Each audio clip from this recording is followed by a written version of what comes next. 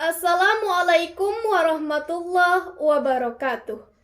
Perkenalkan, nama saya Fitri Amalia dengan NIM 1210121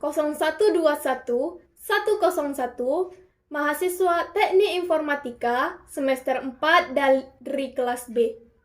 Baiklah, pada kesempatan ini saya akan menjelaskan dan mempraktekkan pembuatan dan pemanggilan store function yang telah ditugaskan oleh Bapak Suwanto Sanjaya pada mata kuliah Sistem Basis Data.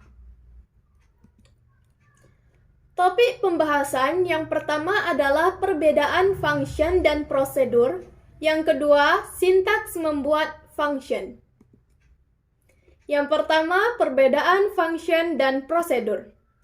Yang pertama, store function harus memiliki return value. Return value-nya juga khusus, hanya memiliki satu return. Hanya ada satu value yang di-return, sama dengan bahasa pemrograman yang lain seperti PHP, Java, dan sebagainya. Sedangkan pada prosedur, dia bisa bertindak sebagai function juga, tetapi bisa menghasilkan lebih dari satu keluaran atau satu return. Perbedaan yang kedua, cara pemanggilan function itu berbeda dengan prosedur. Kalau prosedur, kita bisa memanggilnya secara langsung dengan menggunakan execute. Dan ketika kita memanggil prosedur, kita bisa langsung memanggil nama prosedurnya. Sedangkan function, dia harus diletakkan di dalam sebuah statement atau kita masukkan ke dalam perintah query. Pembahasan yang kedua yaitu sintaks membuat function. Awalan untuk suatu function itu sama seperti awalan prosedur, dengan dua perbedaan. Yang pertama, mode parameternya hanyalah int. Yang kedua, klausa return digunakan sebagai pengganti mode out. Seperti yang ada pada sintaks ini, create or replace function, jika ada prosedur maka di sini adalah prosedur, beri nama functionnya, parameter, modenya, dan tipe datanya. Return data tipe, data type, is or as, local variable declaration, begin, action. Di sini ada return expression. Return expression ini harus sama dengan data type. Contohnya, jika di data type ini tipe datanya adalah number, maka di return expressionnya ini harus bertipe data number juga. Dia tidak bisa mengeksekusi jika di tipe datanya adalah number, tetapi expressionnya adalah seperti varchar, itu tidak bisa. Lalu akhiri and function name-nya. Baiklah, kita akan coba mendemokan function ini di Virtual Studio Code. Kita sudah masuk di Virtual Studio Code. Pertama kita buat filenya, contohnya function1.sql. Baiklah, kita akan coba membuat kodenya seperti yang telah tertulis pada sintaksnya tadi. Pertama kita buat create or replace function. Jika prosedur ini prosedur, kita beri nama prosedurnya zakatmal dengan parameter harta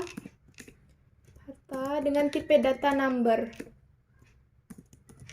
Return number is, lalu kita masukkan variabel zakatnya dengan tipe data number, panjangnya 10, begin, kita langsung bikin end,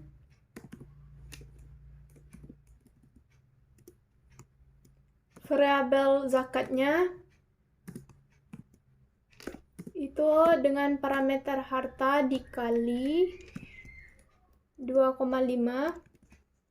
per 100. Kita return, yang kita return adalah fee zakatnya, karena tipe data yang bertipe data number itu adalah fee zakatnya. Kita masukkan fee zakat. Lalu bagaimana cara kita mengeksekusinya? Pertama kita buka dulu terminal. Kita masukkan SQL Plus. Kita masukkan skema HR. Kita gunakan skema HR. Masukkan password. Nah, setelah itu yang kita lakukan adalah set server on. Jangan pernah lupa untuk menggunakan set server output on. Kita panggil filenya untuk membuat fungsinya, untuk mengeksekusi fungsinya. Nama file kita function1.sql. Functionnya udah dibuat, function created. Setelah itu cara mengeksekusinya adalah select zakat mal. Misalnya kita masukkan zakat malnya ini 1 juta. Misalnya 10 juta deh. From dual. Nah, maka bisa dilihat di sini, jika zakat malnya itu sudah 10 juta, maka yang harus dikeluarkan, jika hartanya itu sudah ada 10 juta, maka zakat mal yang harus dikeluarkan itu adalah 250.000. Nah, itu kan jika kita menggunakan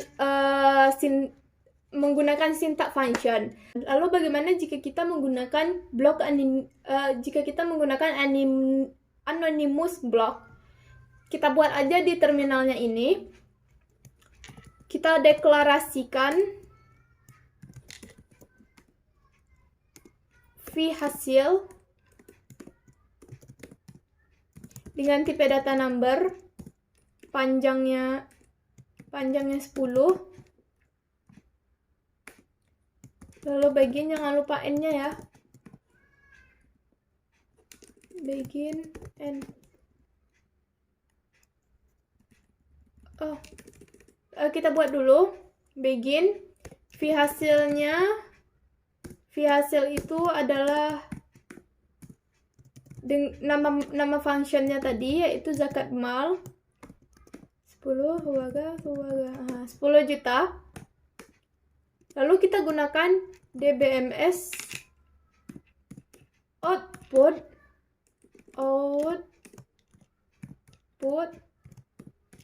line. Kita masukkan vHasil. Lalu kita akhiri n. Nah, maka akan keluar hasilnya sama seperti yang tadi ini.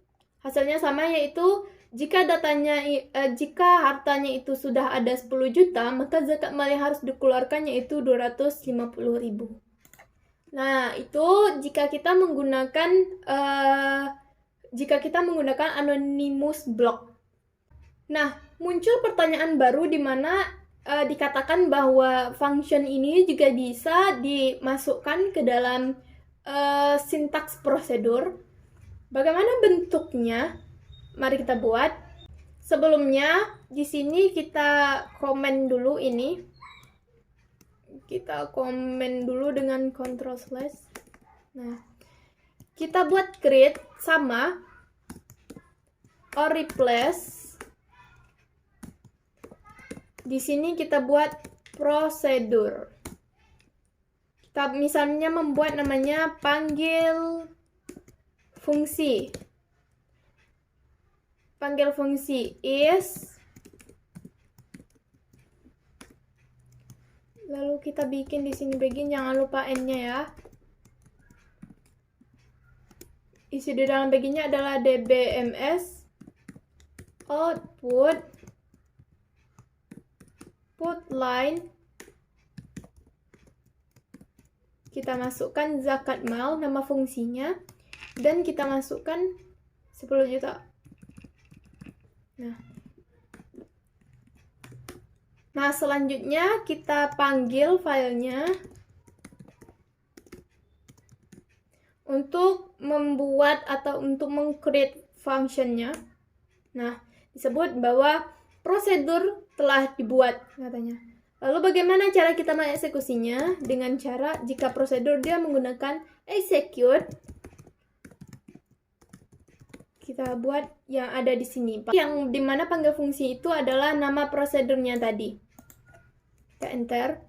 Nah, diketahui di sini jika hartanya sudah sebanyak 10 juta, maka zakat mal yang harus dikeluarkan adalah 250.000. Jika kita ingin melihat seluruh tabel yang sudah di-create, maka caranya adalah select object name from user prosedur. Ini zakat mal yang telah kita buat tadi, lalu juga ada panggil fungsi yang telah zakat mal yaitu fungsi yang telah kita buat tadi, dan ada juga panggil fungsi yang merupakan prosedur yang telah kita buat tadi. Lalu bagaimana cara kita melihat data tipenya? Contohnya kita pilih select all from user procedures. Salah. Karena U-nya double. Titik 2-nya double. Nah, kita pergi ke atas. Lah, sini ada zakat mal. Zakat mal itu memiliki tipe data.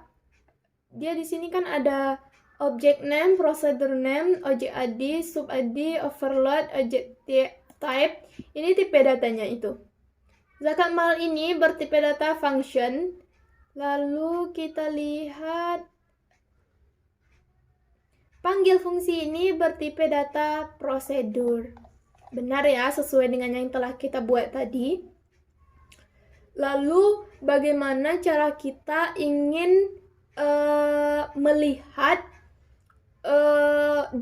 codingan atau kode yang telah kita buat pada tabel tersebut?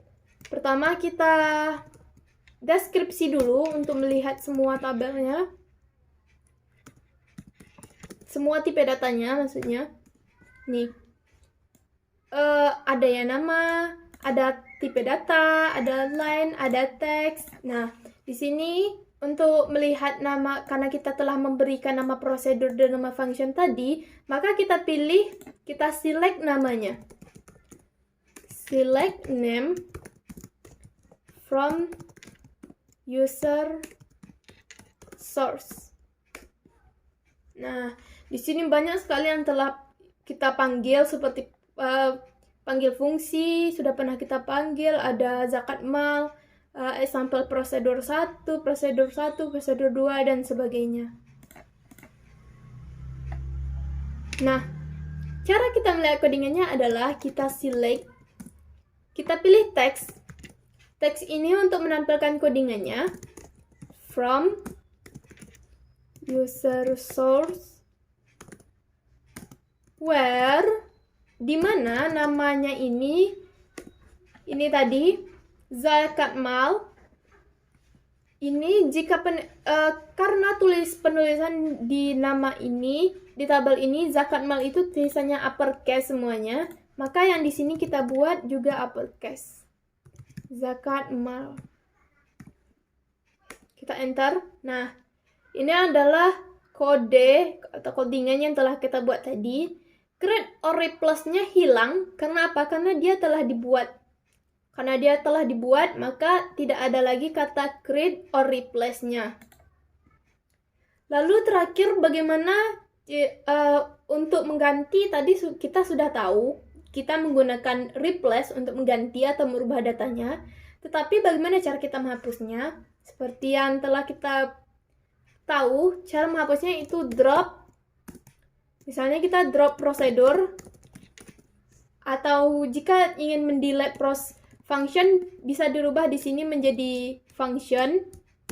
Lalu kita buat nama tabel yang ingin kita hapus tersebut. Contohnya example prosedur 1. Kita enter. prosedurnya di drop. Di mana di sini tadi, di mana di awal tadi ada tabel dengan nama example prosedur 1. Ketika kita select object name from user procedures. Kita select lagi. Select object name from user procedures.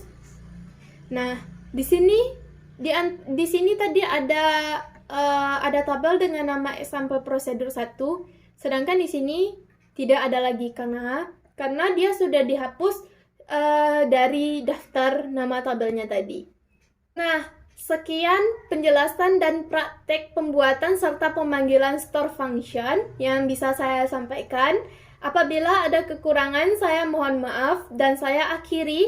Wabillahi taufiq wal hidayah. Wassalamualaikum warahmatullahi wabarakatuh.